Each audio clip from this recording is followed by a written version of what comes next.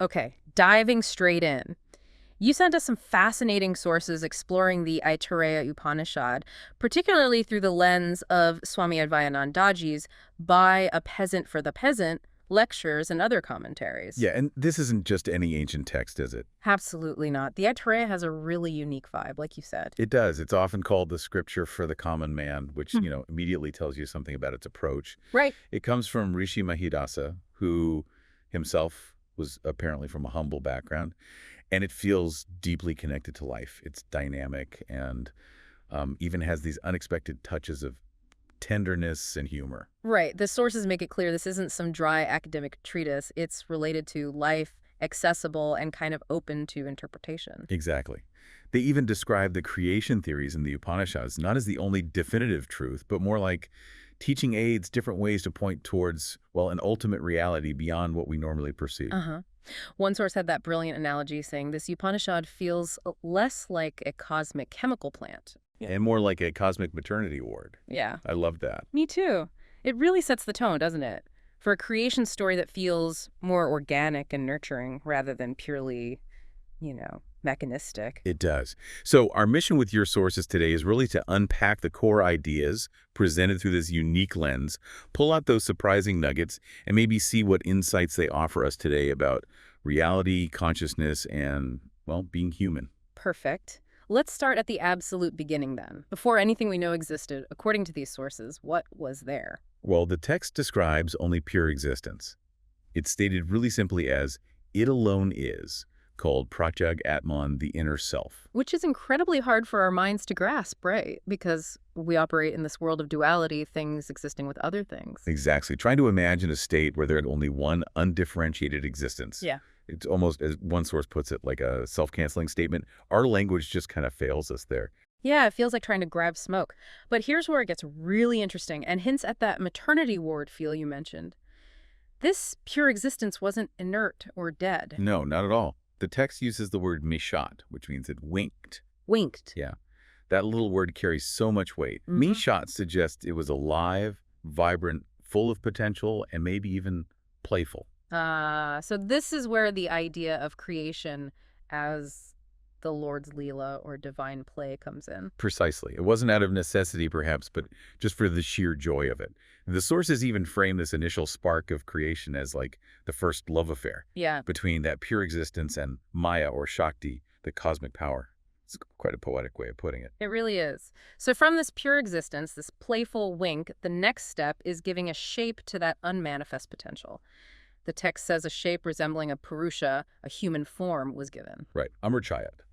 This first subtle form is Hiranyagarbha, often translated as the cosmic egg or golden fetus. It represents consciousness already linked with creation, but still on a subtle level, before the physical universe fully emerged. It's the chief principle of subtle manifestation. Okay, so we have this cosmic, subtle prototype. What emerges from that? Well, the process continues with the creation of different realms or worlds, and then specific deities. The text details these deities emerging from different parts of this cosmic Purusha form, Mm-hmm. and they're intrinsically linked to cosmic elements and specific functions that will eventually manifest in creatures. Right. This is where the mapping onto the body starts, isn't it? Exactly. So from the mouth comes speech, and from speech comes Agni, the fire deity. Okay. From the nostrils, prana, the breath or life force leading to vayu, air. The eyes give rise to sight, and from sight, Aditya, the sun. And the ears give hearing, connected to the cosmic directions. Then the skin gives rise to hair, and from that, herbs and trees. Mhm. The heart connects to the mind, and from the mind, Chandrama, the moon. Okay. And going downwards. Right. The navel gives apana, that downward vital energy linked to release and excretion. And surprisingly, from apana comes meridia, death. Death from Apana. Interesting. Isn't it? And finally, the generative organ produces seed, leading to apa, water. So the sources highlight 8 primary deities here. Agni, Vayu, Aditya, directions, herbs, trees, Chandrama, Meridia, and Apa. Yeah, associating them with the 5 elements plus sun, moon, and death. And the texts are quick to note that, variations in listings or numbers of elements in other traditions aren't necessarily contradictions. Right, they're just different teaching aids pointing towards the same underlying reality. Exactly. What's striking here is how these cosmic forces are immediately presented as tied to potential function, even before they have a physical home. Which leads to the next step. These powerful deities needed somewhere to reside and operate within the new creation. And the text describes a bit of a search for the perfect home, which is a really interesting passage. Yeah. What happens? Well, the Lord created a bull, showed it to the deities, but they were like, nope, not enough for us. Okay. Then created a horse, still inadequate. And then, man. Ah, and when they saw a man. They celebrated. They basically said, Sukritambata, well done indeed.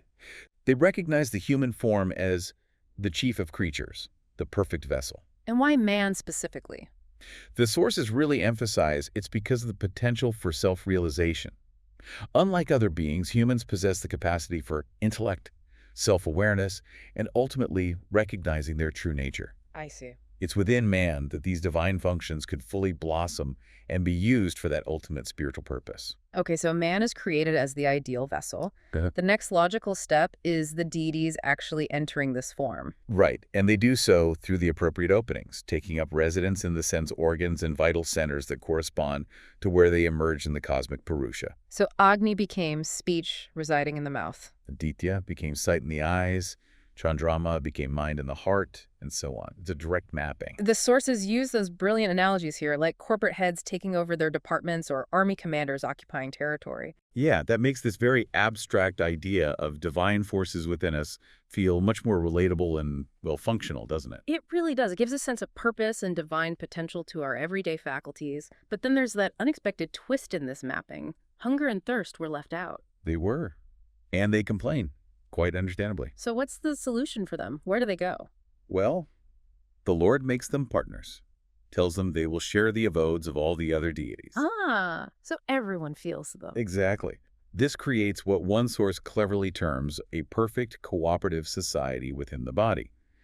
Everyone feels hunger and thirst, and everyone, all the faculties have to work together somehow to satisfy them. That feels like a physical reality we all experience, obviously, but there's got to be a deeper meaning here, right? Absolutely. The sources point out that hunger and thirst aren't just physical needs for food and water.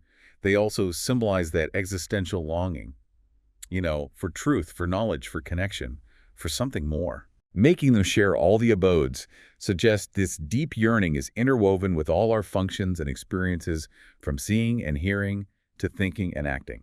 That's a really powerful idea, that our most basic drives are intrinsically linked to our deepest spiritual needs. Okay, so creation is populated, the deities are in their places within man, and the basic needs like hunger are integrated. What's next? Food, presumably. Yes, food is created for sustenance. And here's another intriguing passage. The text describes how the food, ran away. It resisted being grasped by the various faculties. Resisted? How so? Well, speech tried to grasp it by speaking its name, couldn't get it. Breath tried by smelling, failed. Sight tried by seeing, hearing by hearing, skin by touching, mind by thinking about it. Wow. Even the generative organ tried. None could actually seize the food. That feels very different from our common sense understanding. Oh. If just seeing or smelling food satisfied us, life would be much easier. So who succeeds? Only apana, that downward vital air we mentioned, associated with release and excretion. Apana? Why apana? Well, the sources explain apana's function is not just elimination, but also receiving, retaining, and assimilating.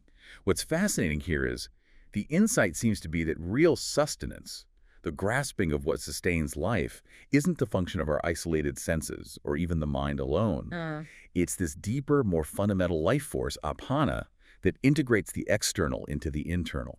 The receiver. Apana is even called a anayu in the text, right? That which lives on food. Yes, exactly. Reinforcing its fundamental connection to survival and sustenance. This section, particularly Apana's role, is highlighted by the sources as connecting directly to the philosophy of Advaita Vedanta, that principle of non-duality. How so? It illustrates how sustenance, breath, and being aren't truly separate. They merge into an indivisible unity. The failure of the individual senses underscores that life isn't sustained by isolated functions acting alone, but by an integrated, holistic life force represented by Apana. Okay, so creation is complete, it's running, it's nourished thanks to Apana, and then a pivotal moment. The Lord has another thought. How can all these remain without me? Right. And this isn't presented as, a possessive thought, but one of purpose. Okay. The sources explain this in the context of creation as samsara, a cycle, a kind of game. Players eventually get tired of the game, right? And the Lord wants to be within creation, present for the possibility of the game ending, for beings to wake up and realize their true nature, which is ultimately his nature. So the divine decides to enter its own creation. How does the text describe this entry into the created form? Is it grand? Actually, no, it's rather subtle. It says, he entered through a seam or cleft in the head called Vitaraya, parted the very crown. A seam in the head. And this opening is significant. Very. It's called Vidriti, meaning breaking through or cleft, but also Nandana, which means the place of bliss. Bliss. Interesting. Yeah, it's linked to the three dwelling places or states of consciousness, also referenced in the text. It's seen as the point of entry for the divine into the individual form, the very place of potential realization. The gateway. Wow. Okay, this entry then leads to a really profound concept described next. The transformation from Adandra to Indra. This feels like a major turning point in the narrative. It is. It's a powerful metaphysical shift. Adandra literally means seeing it. Adandara. It represents the state of pure awareness, the self witnessing its own entry into form, knowing its source. Seeing it. Yeah. Pure awareness. But almost immediately, the divine self, now embodied, gets called Indra. The sources note the devas, the gods, are fond of indirect names, sort of nicknames. And this nickname Indra isn't just a linguistic change, is it? There's more going on. Oh, much more. It symbolizes a fundamental transformation. In the very act of perceiving and engaging with the finite creation, seeing the world of separate objects, the divine self becomes veiled by Maya, by illusion. Ah. It moves from that pure, self-aware consciousness of its origin into a state conditioned by knowledge and ignorance, pleasure and pain, the state we usually find ourselves in. So it's the story of the impure soul, the jiva, forgetting its glorious, undivided origin the moment it identifies with the form. Exactly that. The moment consciousness identifies with the body and mind, the moment it starts experiencing itself as a separate I, looking out at a world of objects, it loses that direct awareness, that Adandra state. It's kind of spiritual amnesia, beautifully captured by that subtle shift in name, from Adandra to Indra. So part one gives us this incredible cosmic creation story, mapping the universal onto the potential of the human form and this poignant fall into veiled consciousness. But part two shifts gears quite dramatically, doesn't it? It really does. It focuses much more on the human life cycle, particularly within the family unit, outlining what it calls the three births. And the style shifts, too, I noticed. Yeah, it begins with remarkable tenderness, a real warmth related to family life, before moving towards the call for spiritual dispassion later on, which again reflects Rishi Mahidasa's grounding in the human experience, I think. There's even that fascinating historical detail mentioned right at the start of this section in the sources, an announcement for pregnant women to leave the lecture hall. Isn't that incredible? First, it shows women were actively studying Vedanta in these ancient times, right there in the classes. Yeah, that's significant. And second, it points to an awareness, even then, of the influence of the mother's state of mind and environment on the unborn child, a kind of insight into prenatal education existing way back then. Amazing. Okay, moving into the core concept of part two then, these three births. The first birth is described as the beginning of conception in the man. That's right. The father holds the vital energy, the seed, or self, contained within the semen, which the text says is the essence derived from all the limbs, the vitality of the body. Okay. When this is placed in the woman's womb, it initiates the process, causing birth. So the sources highlight the father's primary role in initiating this first stage. Got it. Then the second birth is the one we usually think of, the child actually coming into the world after, 9 months or so in the mother's womb. Exactly. And here, the mother's role becomes primary, nurturing the child with immense care and sacrifice. The texts emphasize that child-rearing is this crucial joint venture. Not just for continuing the species. Right. Not just for the continuation of the human line, but for producing capable individuals, good citizens. It acknowledges the incredible, almost automatic natural process of growth and integration within the womb that nature handles. And the third birth? This isn't a biological one, is it? No, it's a social and spiritual one, signifying continuity. It happens when the father hands over his responsibilities, his duties, his knowledge, his role in the world to the son, and the son accepts them. So it creates this powerful identity and link between them. Yes, the father essentially dies to his specific role and responsibilities in that context, and they are born again, continued in the son. It's presented as fulfilling a dharma, a sacred duty, ensuring the continuation of family, society, and tradition. So you have the biological beginnings, the physical arrival, and then the continuity of role and identity. That makes sense. But after detailing these three very human births, the Upanishad presents this extraordinary account, the story of Rishi Vamadeva. Ah, yes, Vamadeva. This story is such a powerful illustration of the ultimate potential within the human journey, the potential for achieving awakening.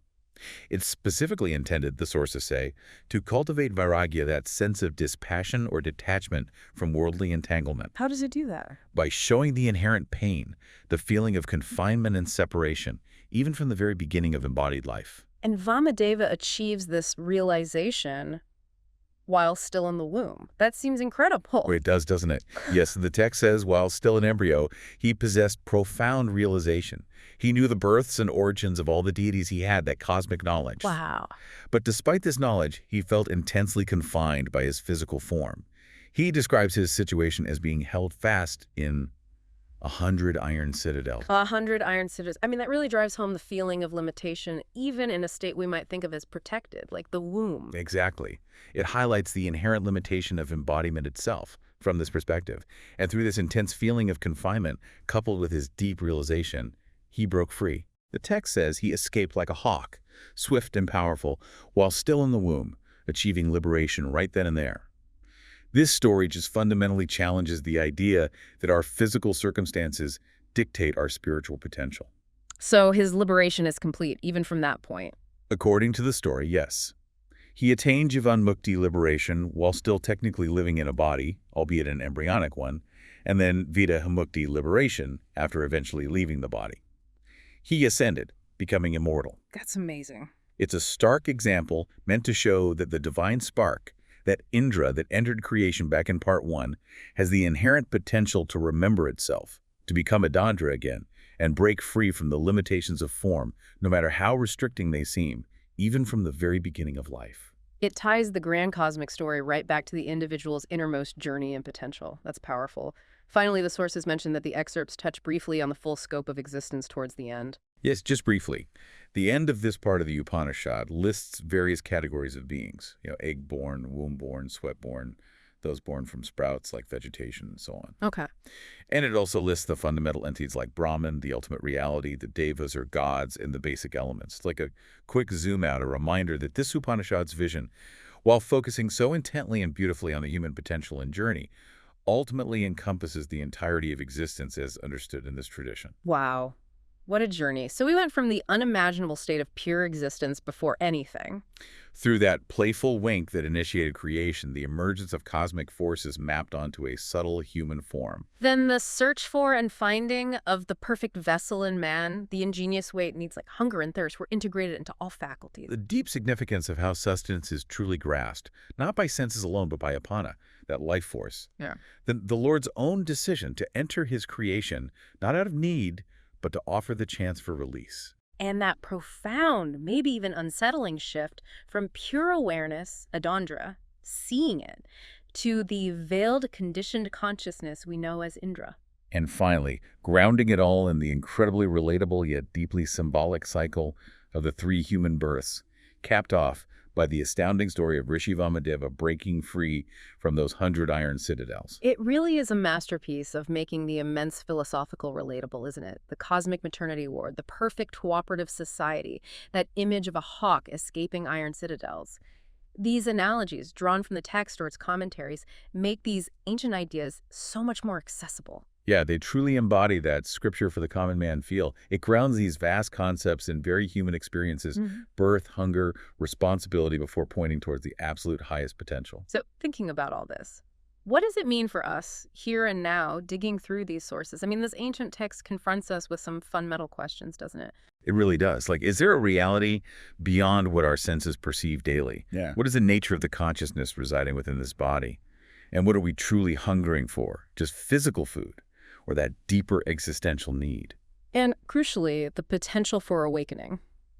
The Aitareya, especially through Vamadeva's story, powerfully suggests that liberation, seeing beyond the limitations we feel, is possible even when we seem most trapped or confined. Right. Which leads to a final thought, perhaps. Yeah. If we connect this to the bigger picture, think about Rishi Vamadeva feeling confined even in the womb, a place we might instinctively see as safe and nurturing. It really raises an important question for all of us, doesn't it? Which is, Are we, in our own lives, maybe confined in ways we haven't fully recognized, perhaps by our routines, our beliefs, our fears, our very sense of self? And if so, what would it truly take for us to see beyond those limitations, to break free? Maybe not like a hawk from the womb, but from our own iron citadels. Something to ponder. Om peace.